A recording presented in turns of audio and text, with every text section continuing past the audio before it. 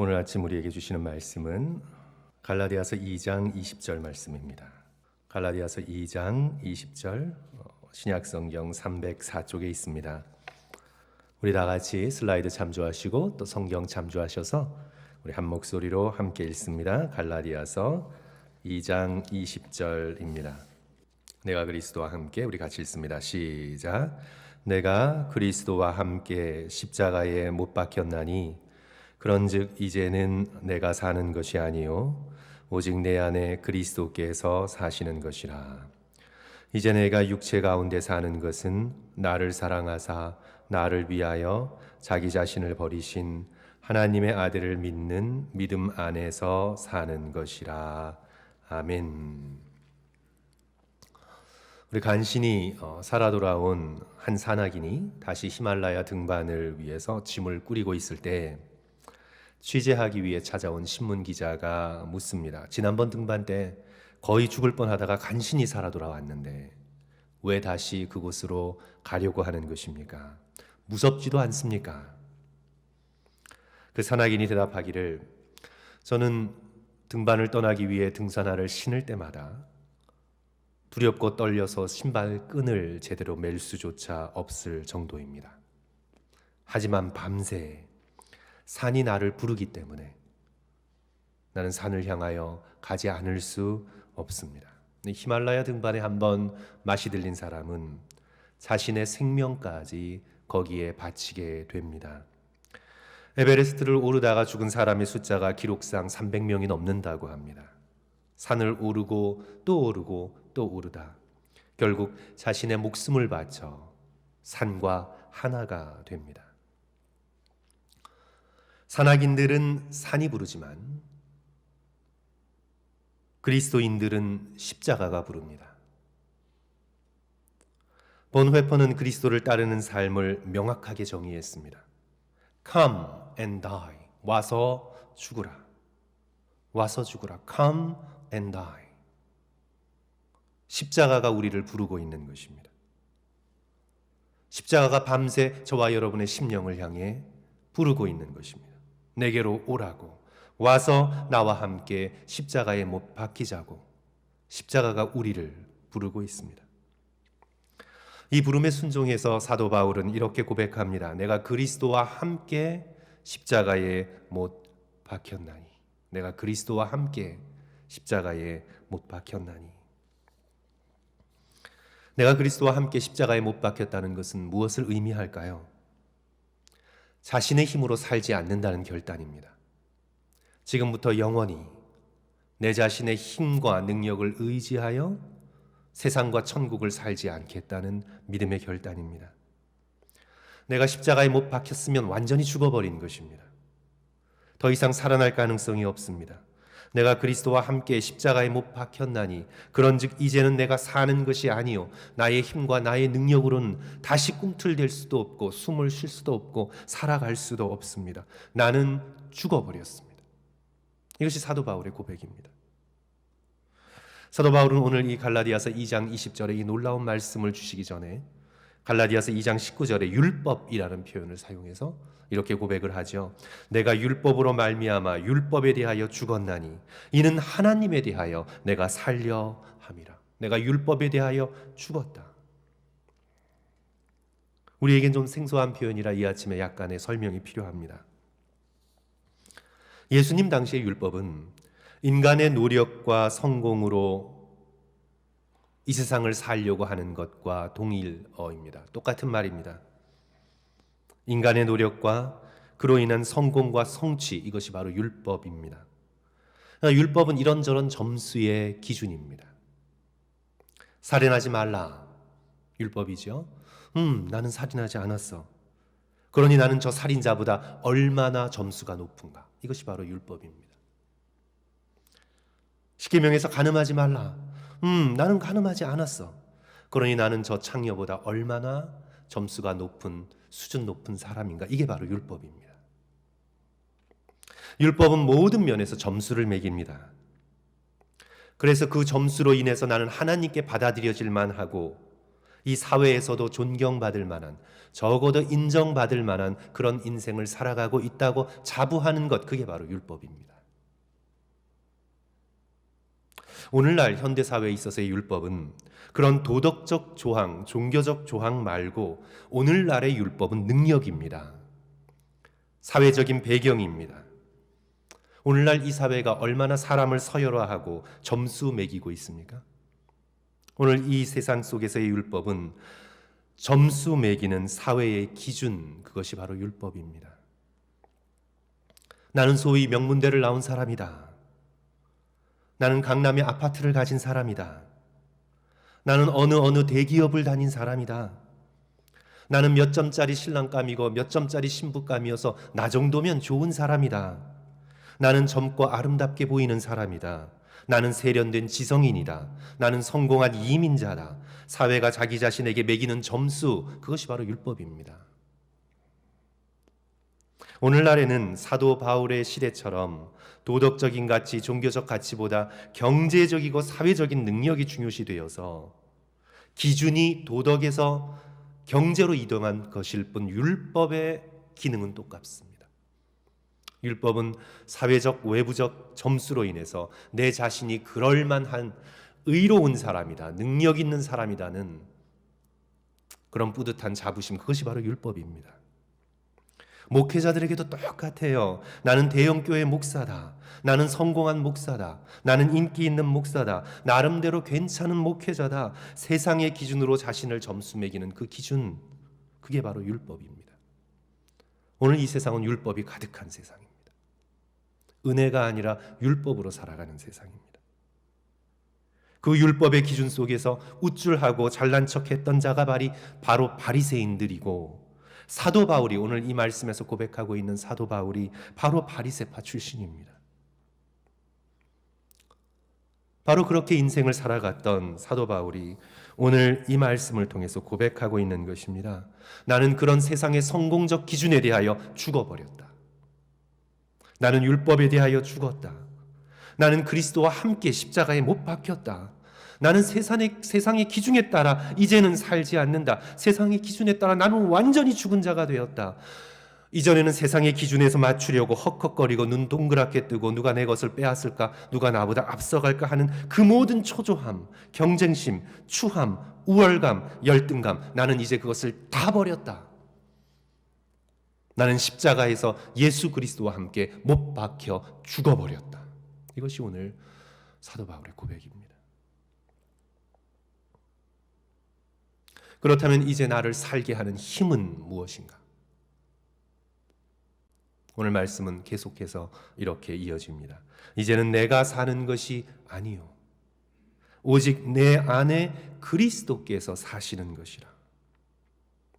이제 내가 육체를 입고 육체 가운데 이렇게 살아가는 것은 나를 사랑하사 나를 위하여 자기 자신을 버리신 하나님의 아들을 믿는 믿음 안에서 내가 살아가는 것이라. 나를 살아가게 하는 힘은 나에게서 나오는 것이 아닙니다. 왜냐하면 나는 십자가에서 죽어버렸기 때문입니다. 이제 나로 하여금 살아가게 하는 힘은 오직 예수 그리스도에게서 오는 것입니다. 세상의 기준을 맞추기 위하여 거기에서 뿌듯한 마음으로 그렇게 살아가는 것은 이미 끝났습니다. 이제 내가 살아가는 것은 예수 그리스도에게서 나오는 것입니다. 그 힘이 바로 사랑과 믿음의 힘입니다. 예수 그리스도에게서 나오는 사랑과 믿음의 힘으로 내가 지금 육체 가운데 살아가고 영원히 육체를 벗은 후에도 그 힘을 의지해서 영원토록 살아가는 것이라. 기독교의 신앙의 핵심, 기독교의 복음의 핵심을 오늘 우리에게 고백하고 있는 것이죠. 우리 믿음의 백성은 오직 예수 그리스도로 살아가는 사람들입니다. 예수 그리스도의 사랑의 힘이 우리를 움직이는 것입니다. 헨리 나우엔의 지적대로 많은 사람들이 사실은 두려움의 집 속에서 살아갑니다. 그가 대단한 성공을 거둔 사람들과 교제할 수 있는 시간을 가졌었는데요. 특별히 이제 이곳 헐리우드의 대단한 스타들과 얘기를 나눌 기회가 있었는데, 오스카상을 수상한 감독이나 배우들에게 정말 축하한다고, 대단한 상을 받았다고, 대단한 성공을 거두었다고 그렇게 축하 인사를 건네면 하나같이 다 이렇게 반응한다는 거예요. 지금은 그럴 줄 몰라도 내년에는 아닐 거예요.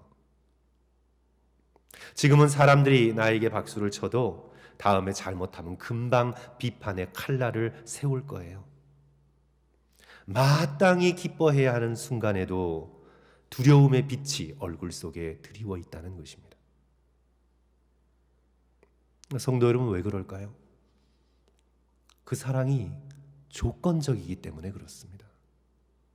세상에서 오는 사랑은 다 조건적입니다. 그래서 항상 불안한 거죠. 내가 그 조건을 맞추지 못할지도 모른다는 불안감 속에서 마땅히 기뻐해야 하는 순간에도 언제나 불안한 것입니다. 내가 언제 거절당할지 모른다는 깊은 불안감이 오늘을 사는 현대인들의 마음을 지배하고 있습니다.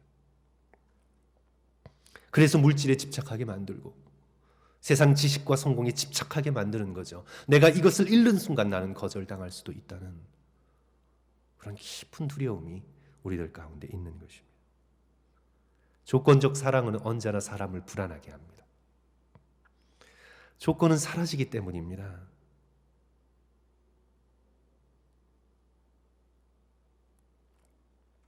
자녀가 부모의 기대를 맞추는 한에 있어서만 사랑받는다는 그런 느낌이 들게끔 교육을 하면 이 자녀는 항상 불안합니다. 왜냐하면 부모의 그 높은 기대를 내가 못 맞출 수 있다는 불안감 때문에. 세상은 그렇게 다 조건적입니다. 무조건적인 것처럼 보이는 순간에도 치러야 하는 값이 있습니다. 하지만 우리를 향한 하나님의 사랑은 무조건적입니다.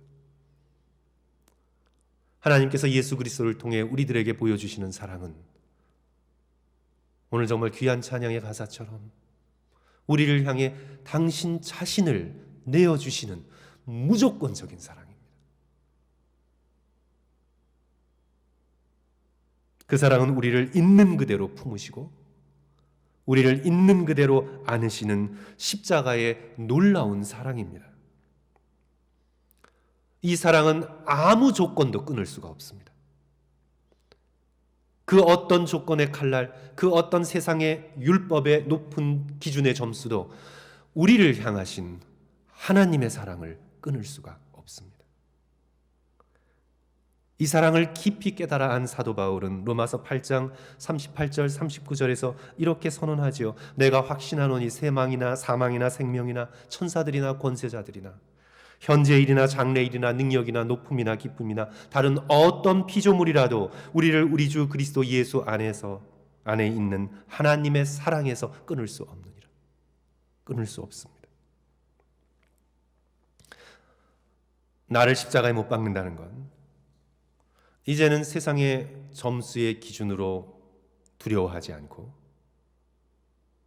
그리스도 안에 있는 하나님의 이 풍성한 사랑을 따라서 지금부터 영원까지 나의 인생을 살기로 결단한다는 의미입니다.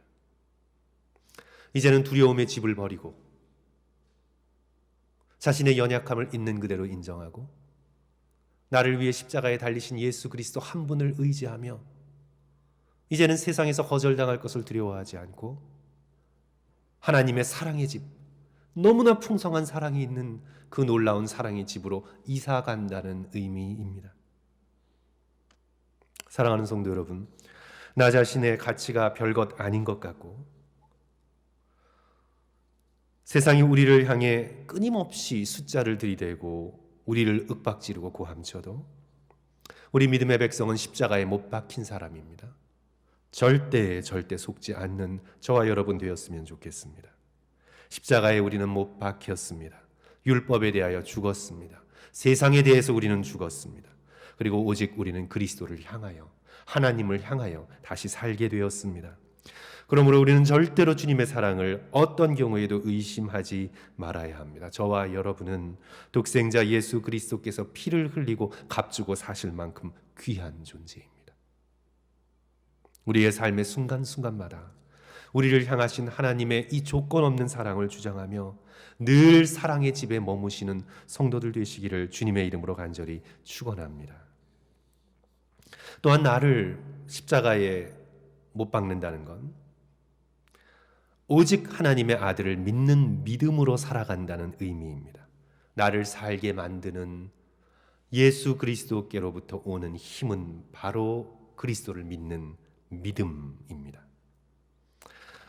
갈라디아서 2장 20절 후반절 이렇게 이어집니다. 나를 사랑하사 나를 위하여 자기 자신을 버리신 하나님의 아들을 믿는 믿음 안에서 내가 사는 것이라.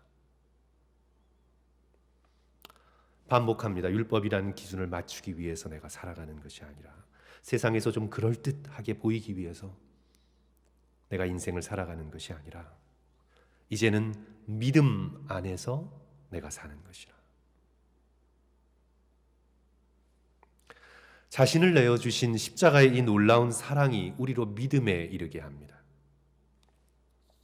성도 여러분, 세상을 잘 보면요, 이 세상이 모든 걸 점수 매기지만 그래도 세상 사람들이 하나 꿈꾸는 게 있어요. 그것은 사랑의 능력이 사람을 변화시키리라는 소망을 그들의 마음속 깊숙한 곳에 그래도 가지고 있어요. 이 디즈니에서 만드는 만화들을 보면 알 수 있죠. Beauty and the Beast 보시면 거기서 여주인공의 사랑이 짐승으로 변화된 남자 주인공을 원래 모습으로 변화시킬 수 있다고 믿는 거잖아요. 그것이 스토리 라인이잖아요.